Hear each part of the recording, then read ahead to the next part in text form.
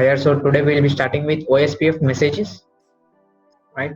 This will be the first topic for our day. Ospf messages.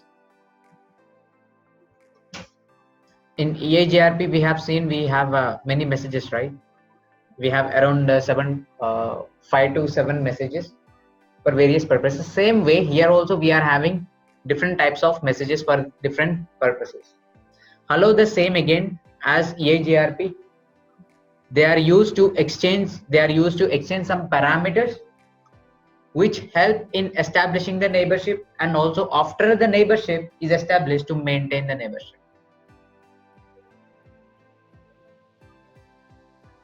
Establish the neighborship, maintain the neighborship.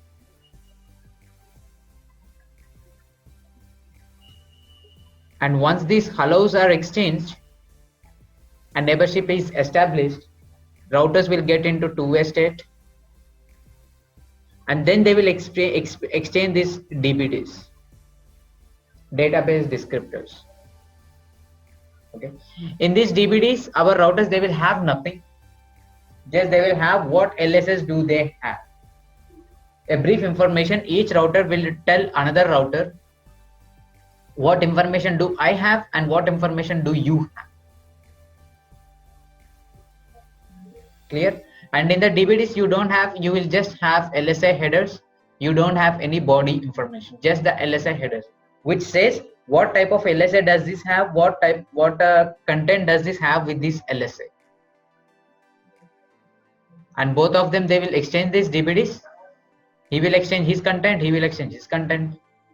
And if these routers, they think that, if this router R1 think that, yes, I have got so and so data, but R2 has got another LSA that I don't have, then what does he do?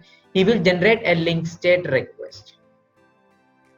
He will generate a link state request to R2 telling that, hey bro, I have so and so LSS, but you are having other than this. Please give me that LSS.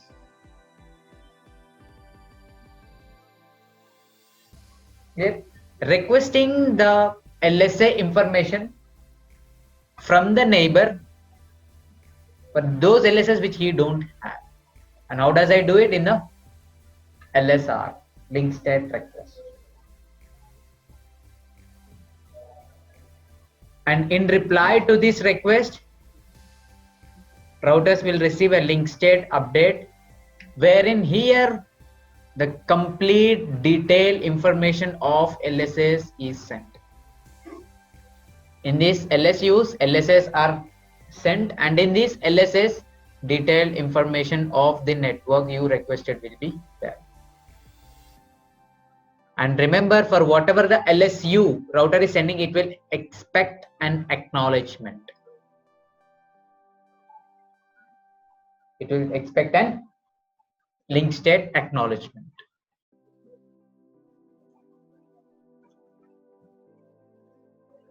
And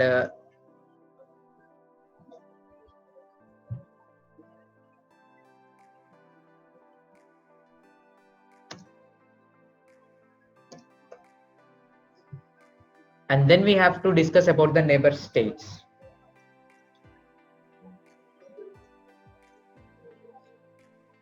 In Ospf, how many neighbor states do we have? 8 neighborship states. Whereas in EIGRP, we don't have such states. But in the Ospf, it is a very little complicated. So that is why we have 8 neighborship states, where this down means that either network is down here, or though his network is enabled, he was not sending hellos on this. Clear? And in the down state, our router, he will never find any neighbors on that particular interface down state. Then attempt is a state where you will be seeing this only in the static neighborship. In the Ospf also, we have static neighborship similar to EIGRP.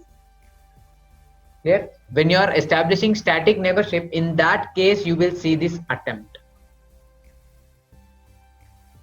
Okay, usually when happens, you have configured static neighborship on R1 towards R2, but R2 is not responding to your hellos.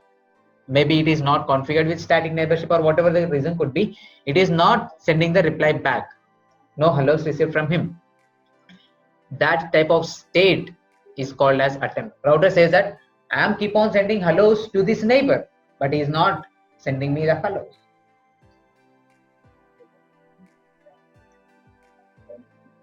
And then you will see init.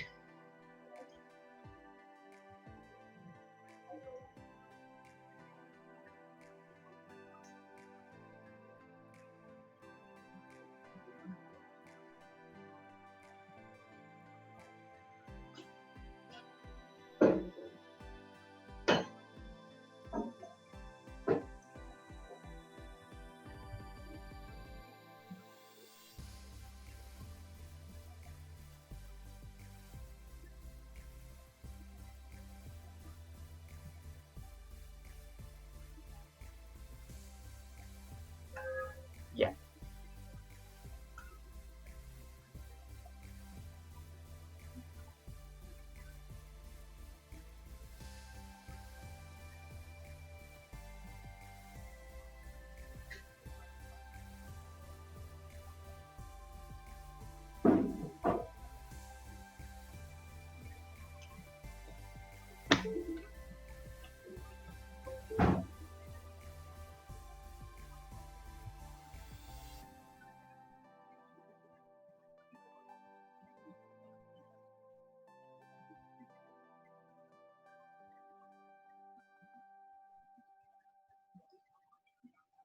Yeah.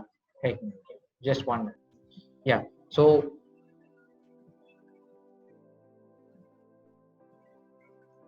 here down is Ospf is enabled, but still no network command is given. Such type of state we call it as down state. And this will be very rarely seen. And then we have init state.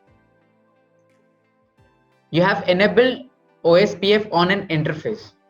I mean, you have given network command 12.0.0.0. You have given network command. Immediately, our router will send hellos. Okay.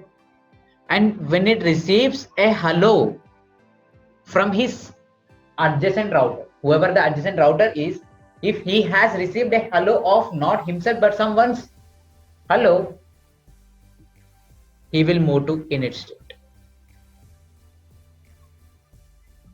Clear? He is sending hellos and even he is receiving hellos of someone. And here he will be moving to init state. Clear?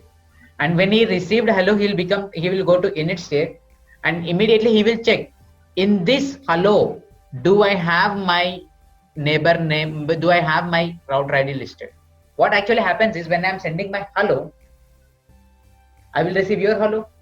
Whenever I receive your hello, I will check whose hello did I receive.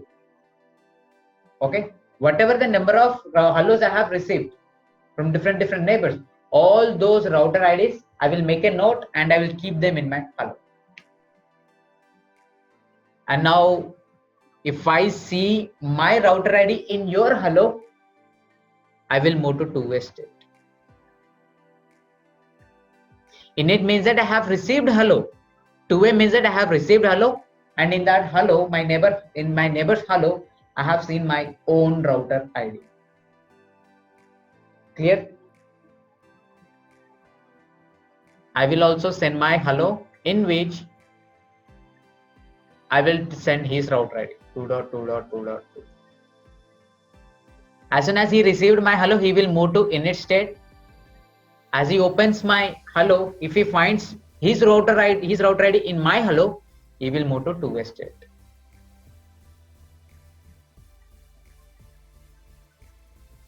Clear? Till here, it is a normal neighborship.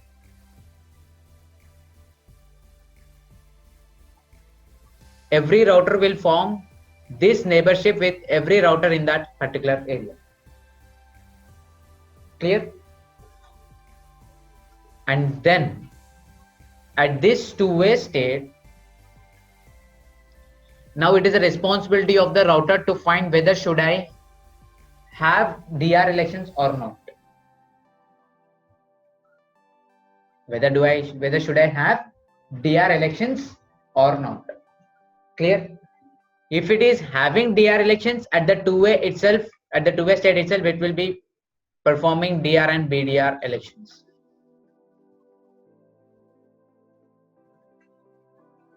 So obviously, who will become the DR first? The highest priority. Then we will go for highest router ID.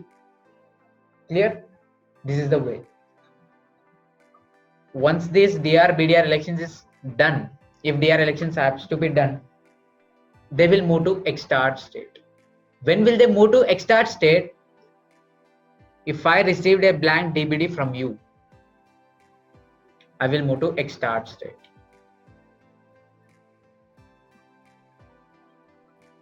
And when I send a blank DBD to you, you will also move to Xstart state. What is this blank DBD means? In this blank DBD, you have nothing.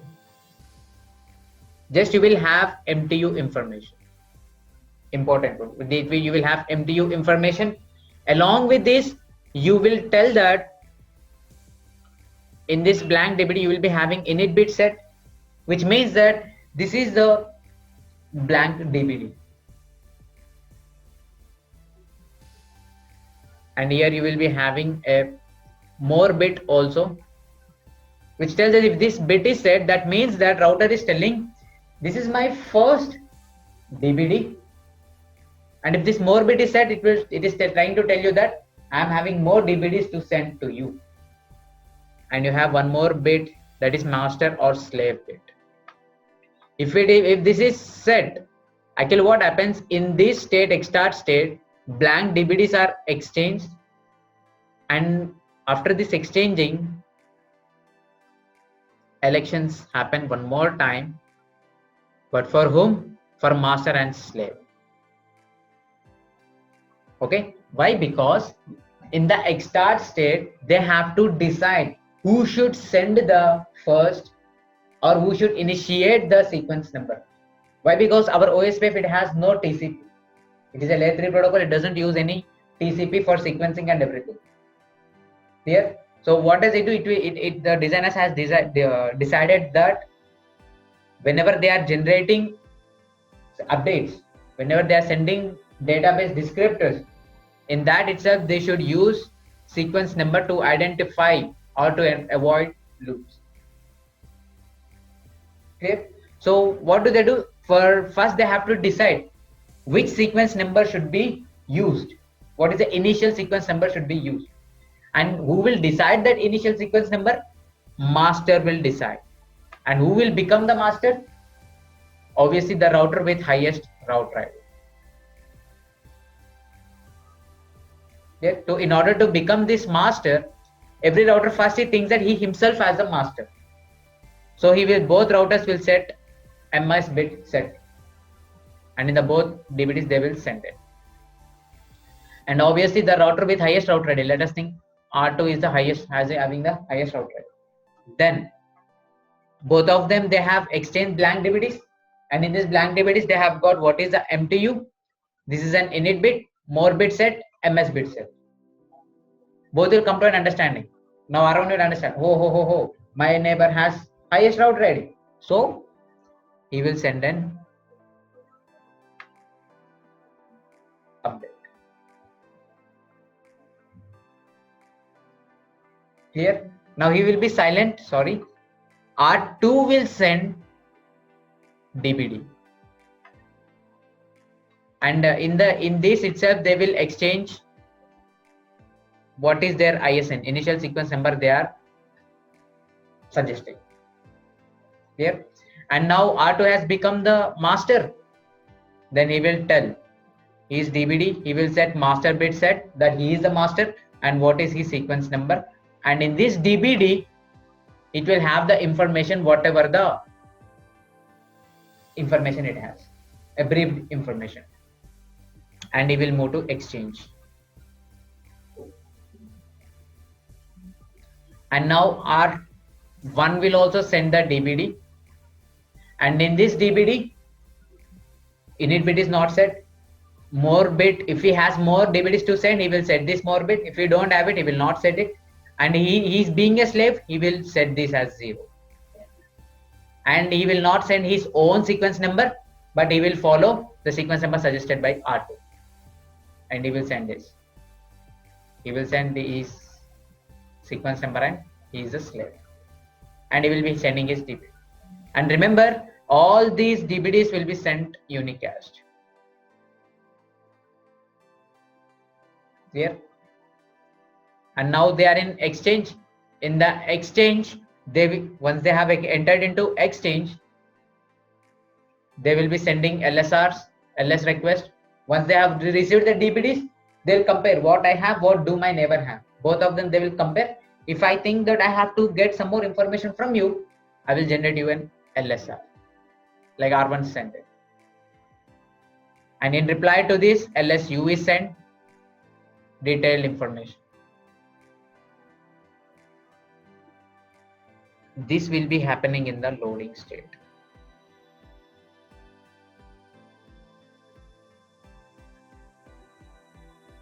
And once the routers think that, okay, now me and my neighbor are on same page, our databases are synchronized, whatever I am having, my neighbor is also having, then they will move to full state. And here itself, you will also be exchanging LS acknowledgements. Why? Because for whatever the LSU you have received, you have to send an acknowledgement. Clear? So this is how actual process goes on, and these are the states. Once the full is done, that means that your adjacency is up. Clear? And the more stacking thing is, OSPF routers will form two-way neighborship with all the routers, but adjacency neighborship, that is all these will be happening only with the DRM BDR. If DRM BDR has to happen. If point to point, then there is no, if point to point, obviously they will be moving till the full. But herein they will don't have any DR BDR elections. Clear? Yeah. And the confusing thing is, routers will be stuck in XStart state. Already we have discussed, because of the MTU. When these blank DBDs are sent, they will be exchanging MTU also. If my MTU and your MTU are mismatching, that means that they will stuck in XStart state. Clear? And most probably you will not be seeing this exchange and loading state. Okay, either you will be seeing two-way, XStart and full. Two-way you will be forming with everyone. XStart, if you are stuck in XStart state because of MTU mismatch, and if that is no, then you'll directly directed to full state. Clear? That's it.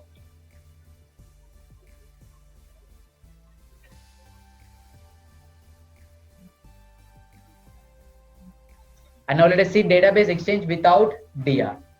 For suppose on a point-to-point link.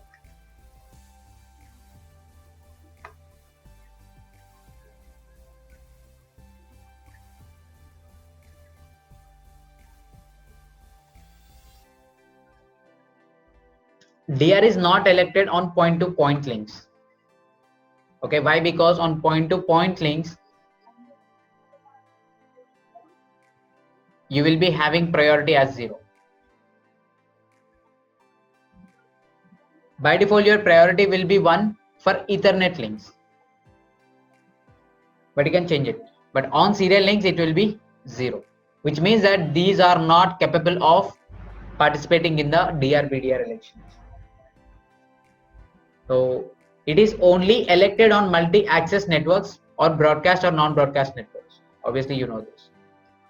When a router sends a hello packet on its OSPF enable link, the neighbor state goes to init. Here, when I send a hello to you, I will be entering onto init state and I will even receive it, hello. After that, when a router receives a hello packet and sees its own router ID as having been seen by neighbor and all parameters pass, neighbor go into two-way state. Understanding it? If I receive a hello from you and in your hello, if I find my own router ID, then I will enter into two-way state.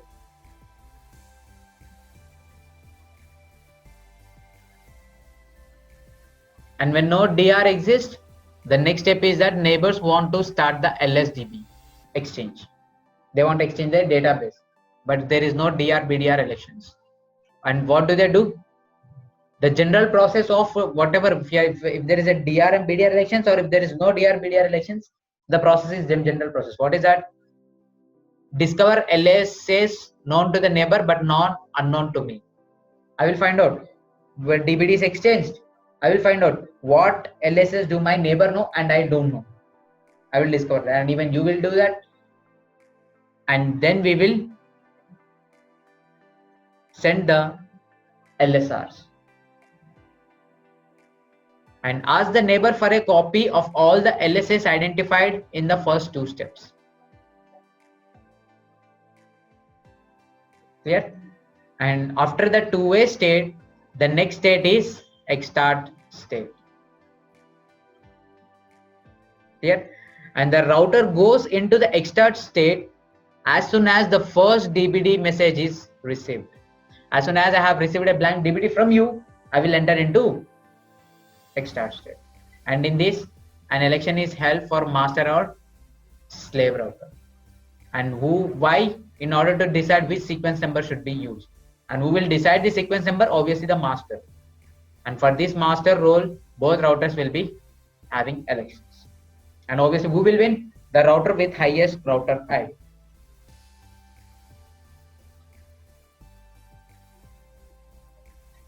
Clear? Obviously, the router with higher router ID is elected as a master, and master or slave elections occur to select one router that will control the flow of DD messages. That is, master controls the flow. And database descriptor packet is sent as multicast, unicast. Here. And after master slave election, the neighbor transitions to the exchange state. As soon as master slave election is done, the router has decided yes, he is the master. Immediately they will enter into exchange state.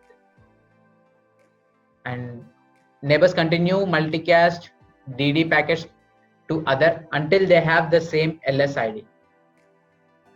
Okay, and we keep on doing this. What is my database descriptor? What is your database descriptor?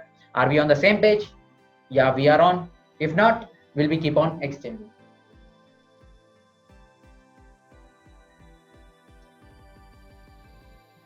And yeah, so LSA sequence number, obviously I told this. When router have the same view of LS ID, they move to loading state. And in here, if they are finding any missing LSS, again they does the same. They will generate the LSRs, and to that LSRs, LSUs will be sent. And routers also acknowledge messages, either explicit acknowledge using LS acknowledgement or implicit acknowledge sending LSA back. There can be two types of acknowledgement. But when all LSS have been sent, received and acknowledged, transition the neighbor state to the full state. This means that everything is up to page. You and me are on the same page. Now database is fully exchanged. Then two routers run SPF to calculate best paths for each subnet. When database is exchanged, I will build my LSDB database and I will run SPF algorithm to find out which is the shortest path to reach all these networks.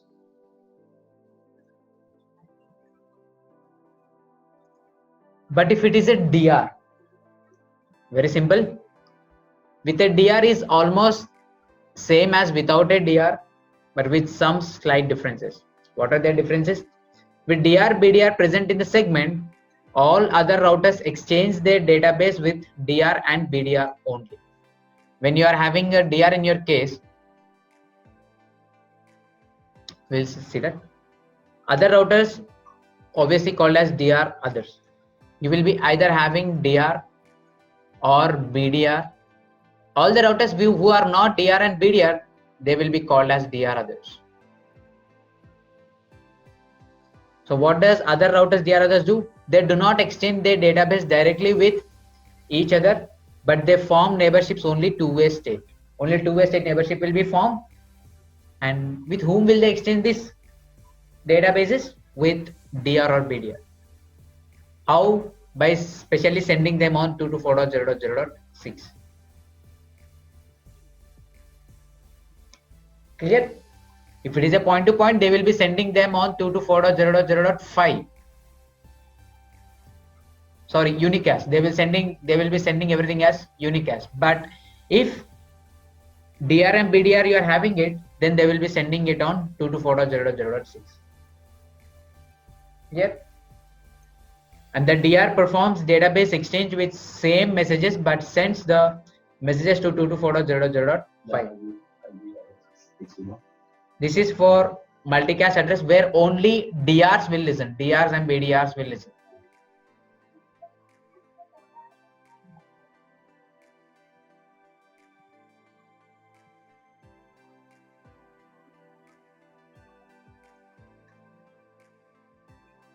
Clear? And see why this separate LSS. See,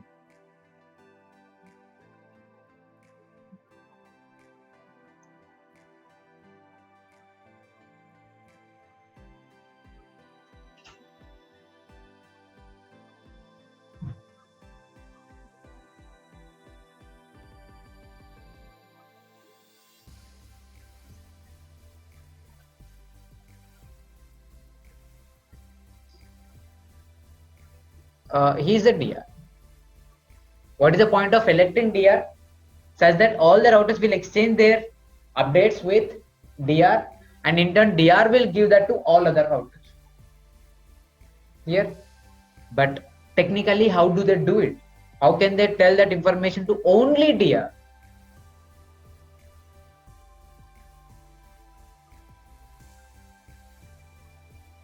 R1 has this information. He will be forming neighborship. Let us think this red breading. Two-way state.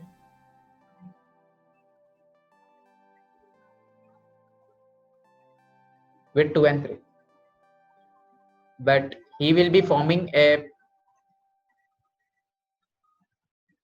adjacency state with DR.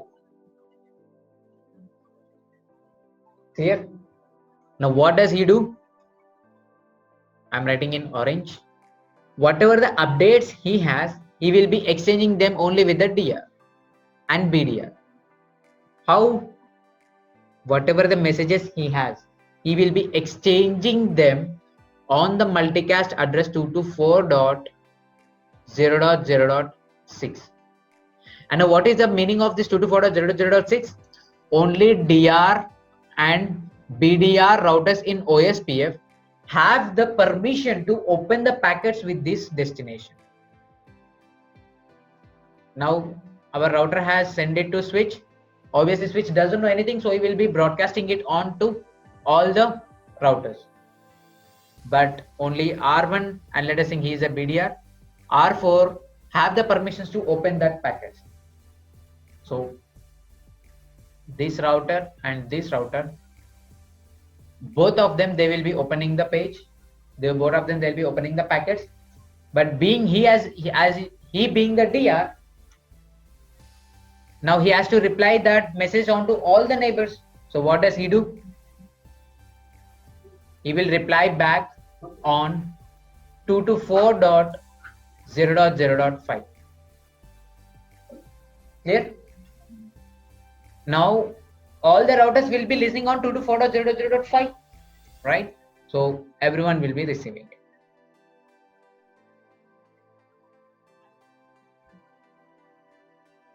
Yeah. So that is why first router will be sending on 224.0.0.6.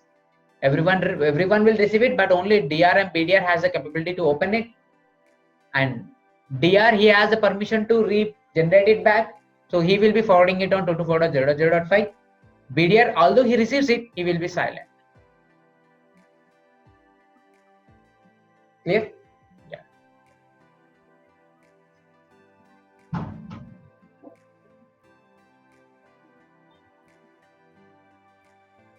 Uncle? Yeah. So that is the thing. Clear?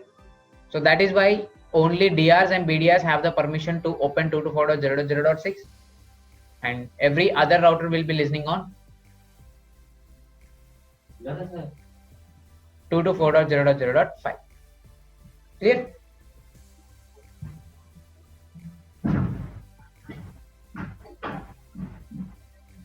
And the same database exchange that we have discussed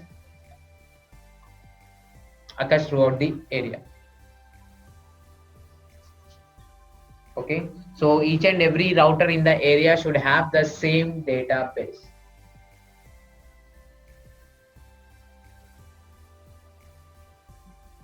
Okay, and whatever the database exchange process we have discussed, that will be going out throughout the area. Every router will exchange with DR and DR will be exchanging it with all others. Okay, and this will be happening throughout the area.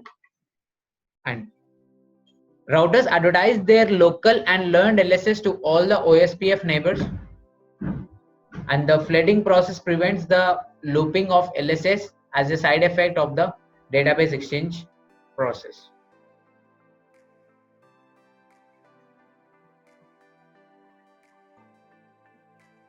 And let us see how this periodic flooding happens. Actually, whenever a router receives LSS, in that LSS you will be having the age as, whenever a router receives an LSA, it will be starting a timer 0 and it goes till 3600 seconds.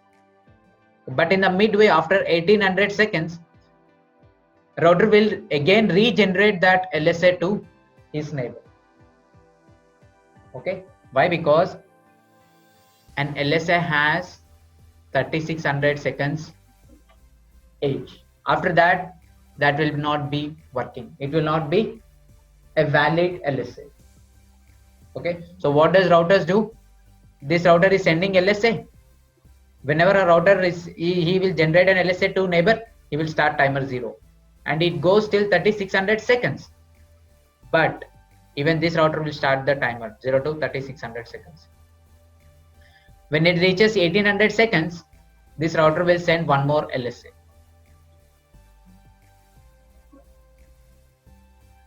Okay, so like this, every LSA has 1 hour of LSA age, and half the way, after 30 minutes, you have to get an LSA from your neighbor.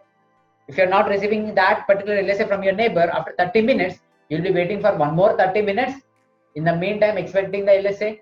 Even though you have not received, you will break the router. Clear?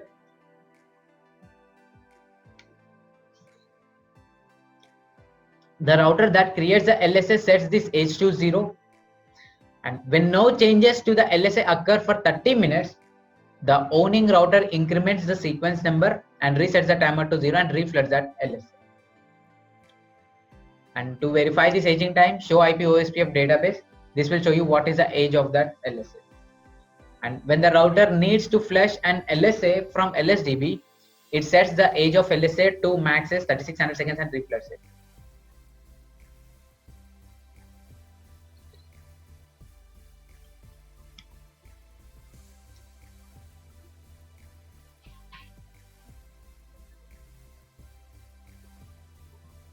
I'm having a network.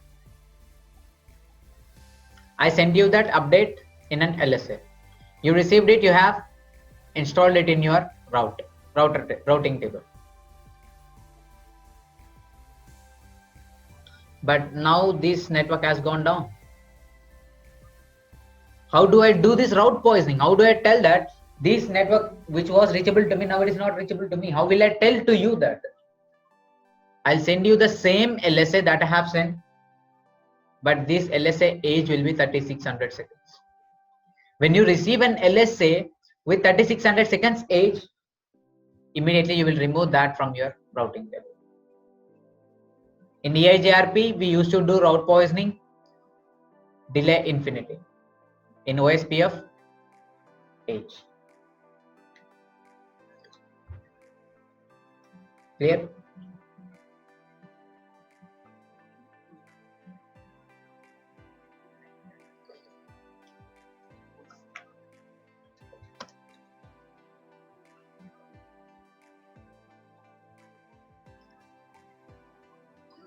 Yeah, so same thing, you don't have anything?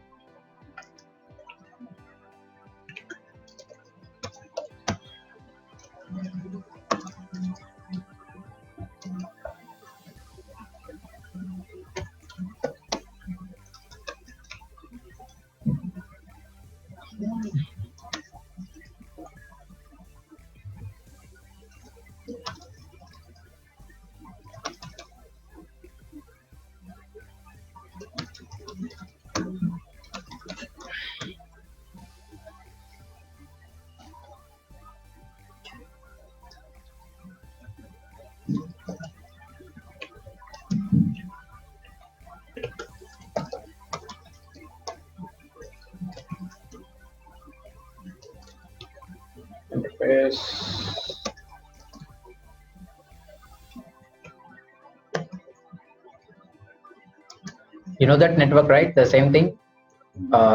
Between 1 and 2 it is 12 network, and between 2 and 3 it is 23 network.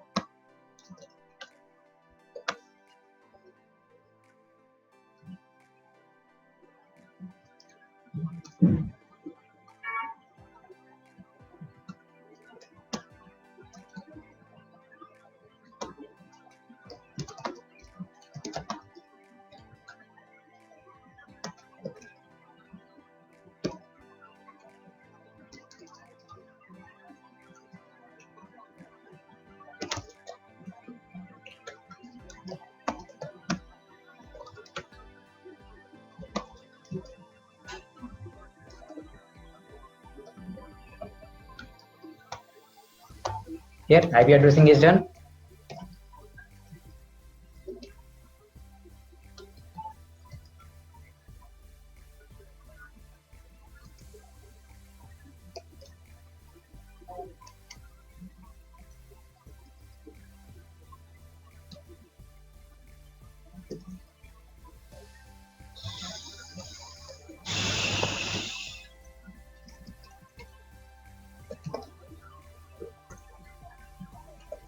Here it is OSPF.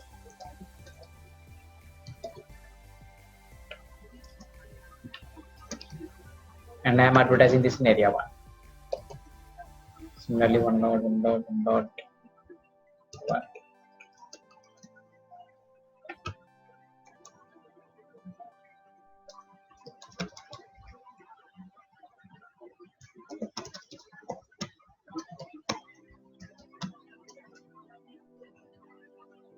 All right, let me do one thing.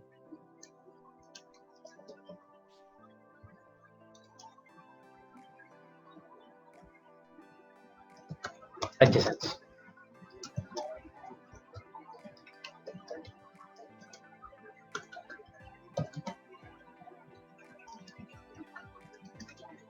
Area 1 in area 2.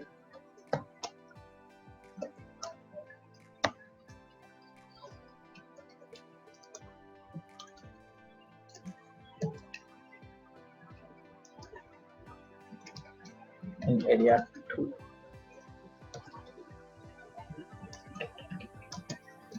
In area 2. Clear?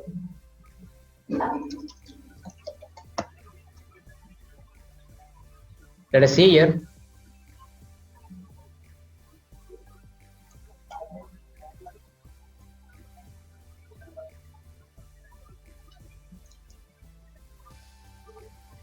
Oops. It's directly start. It has directed. Yeah.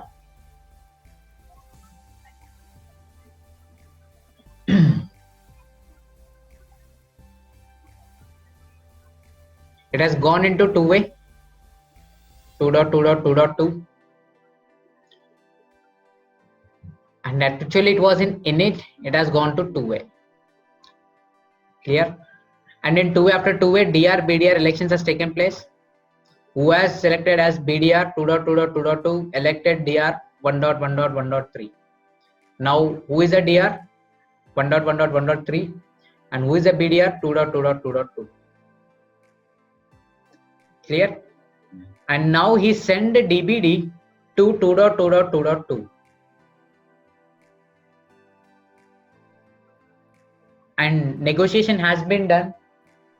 After blank DBDs are exchanged, master and slave elections are done, and you can see here NBR negotiation done. We are the slave.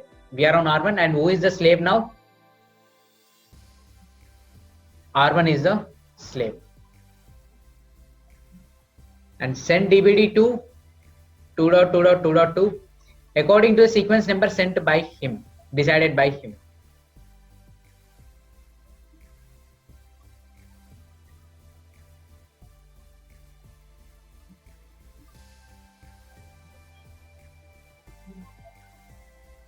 Clear? And after that, we also received a DBD from 2.2.2.2 with sequence number so and so. And then we have gone to exchange state. And what is MTU still now? 1500. And now exchanging is done. LS request is sent for 2.2.2.2. And we also send DBD. DBDs and exchanging is done. And we received an LS update. Synchronization is done. We have gone to full state.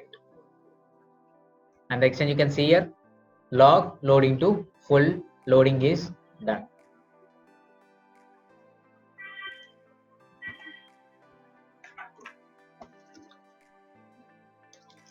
This is a general process.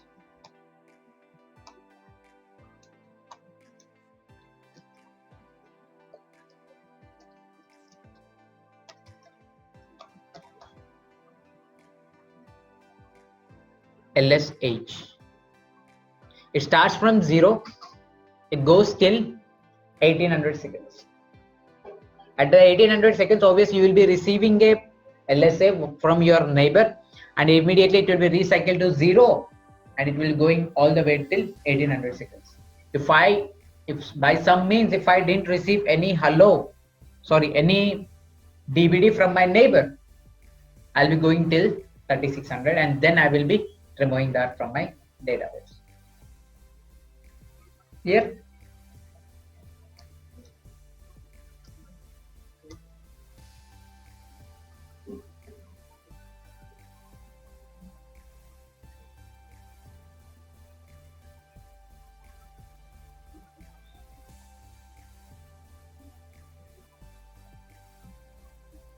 And to calculate the best route, the logic is as follows. First, analyze the LSDB to find all the possible routes to each subnet. How does this goes actually?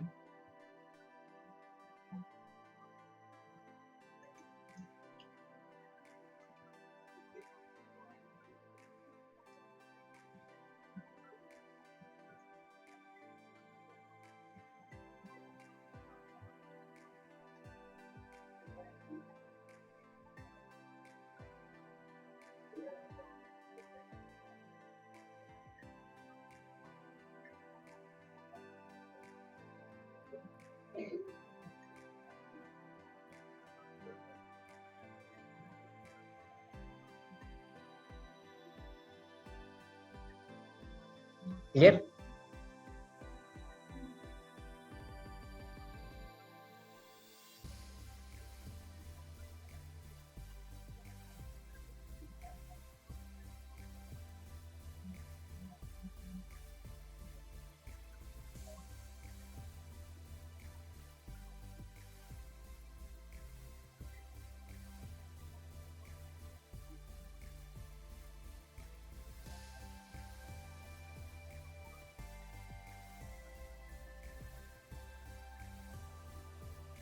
These are the fast Ethernet link, sorry, serial links. And let me go for the blue here. These are the fast Ethernet links.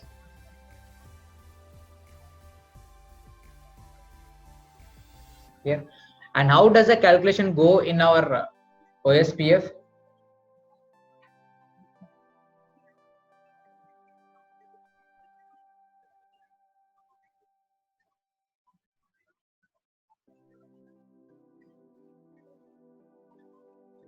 Two,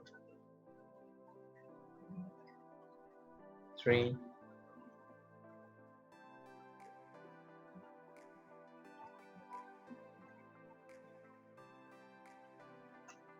4,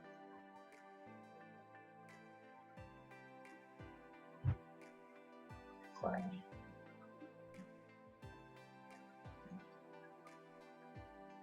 6. Here, and here in the backend, I'm having a loopback.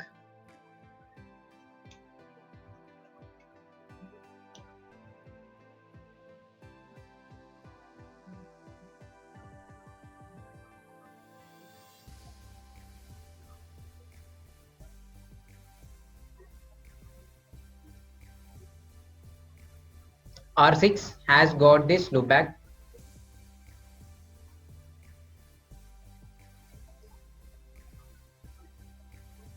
He will give that obviously update to both R5 and R3.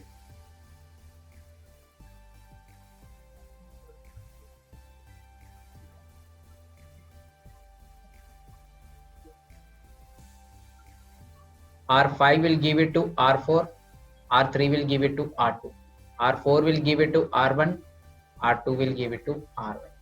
But the beauty is all these are in single area.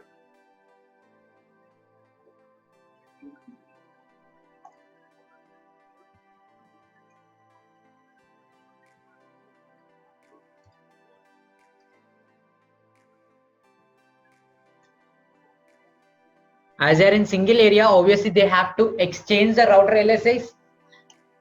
R1 has received it. It will make an entry. First, it will receive the LSA. It will first calculate the SPF. Sorry, LSDB. It will build an LSDB, and it has found out now the network. Yes, I am connected to R2 on this network, R3, R4 on this network, and R2 is connected to R3. R4 is connected to R5. R5 and R3 now in turn connected are R6. With this LSDB, it will have an idea that yes, this is all my map.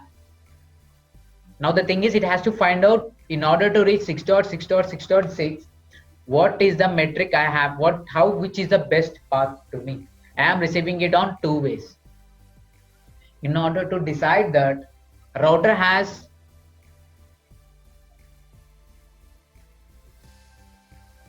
metric. Okay, let us think that this is an loopback, and is always loopbacks. Obviously, the cost will be 1. R6 has given that network to R5 and R3, telling that if you want to go to 6.6.6.6 through me, cost is 1. Now R5 has got it. If I want to go to 6, for R6 the cost is 1. But what is my cost to reach R6?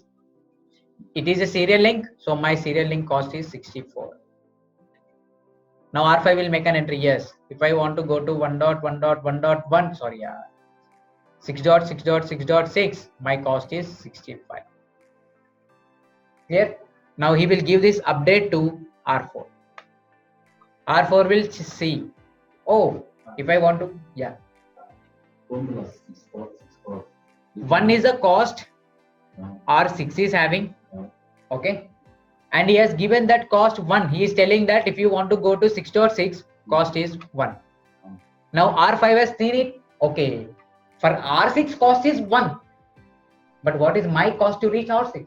I have to calculate it, right? What is my cost to reach R6? It is being in serial link, my cost will be 64. Is it 61? Yeah. It is not the fixed one, but it default value is 64. Okay, it will be, see how this metric will be calculated. Already we have seen in CCNA. It is reference bandwidth by link bandwidth. Obviously it is 10 power 8 on the 100 Mbps on the top, and now if it is a serial link, the default it will be 1544. Clear?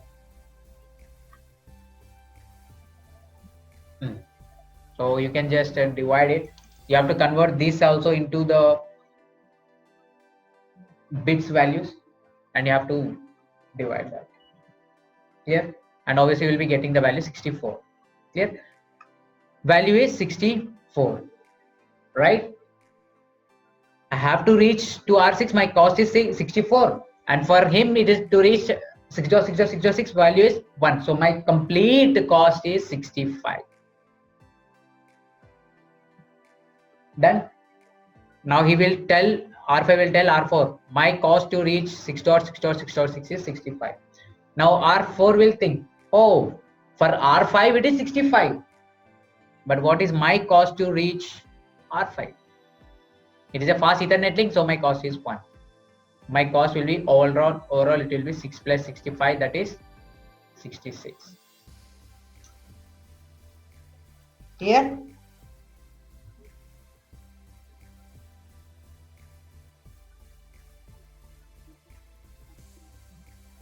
Yeah, his cost is 66.